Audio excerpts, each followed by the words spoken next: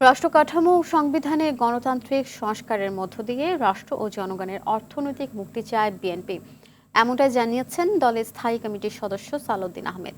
বলেন, ফ্যাসিবাদ বিরোধী আন্দোলনের শরিকদের নিয়ে ঐক্যমত্যে জাতীয় সরকার গঠন করে বিএনপি ঘোষিত রাষ্ট্র সংস্কারের ৩১ দফা বাস্তবায়ন করা হবে।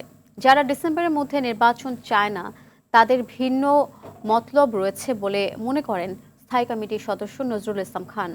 দুটি আলাদা অনুষ্ঠানে তারা এসব কথা বলেন। দেখুন রুদ্র রফিকের রিপোর্ট।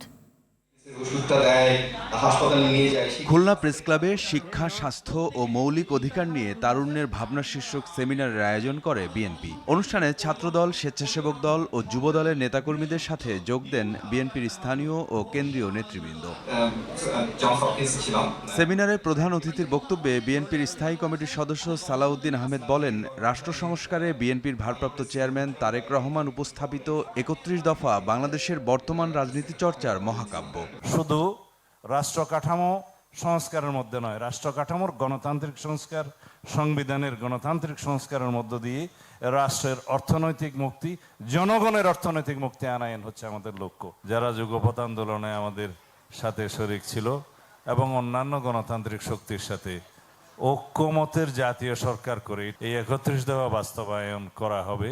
রাজধানীর জাতীয় প্রেস ক্লাবে এক অনুষ্ঠানে দলের স্থায়ী কমিটির আরেক সদস্য নজরুল ইসলাম খান বলেন, দেশের চলমান সংকট মোকাবেলায় রাজনৈতিক সরকারের কোনো বিকল্প নেই। আমরা বলেছি ডিসেম্বরের মধ্যে নির্বাচনটা হোক। যারা এটার বিরোধিতা করছেন তারা শুধু বলুন যে কোন যুক্তিতে ডিসেম্বরের পরে করতে হবে নির্বাচন। কারো বন্ধু জোগাড়ের জন্য কিছু সময় দরকার। সেই জন্য জনগণের ভোট দেওয়ার যে মৌলিক মানবাধিকার, এটা বিলম্বিত হবে। নির্বাচিত সরকারের কোনো বিকল্প নাই। এটা যত দ্রুত আমাদের অন্তর্বর্তীকালীন সরকার বুঝবেন তত ভালো।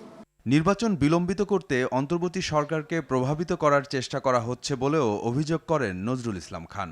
বিএনপি চেয়ারপারসন রুদ্র রফিক, RTV, ঢাকা।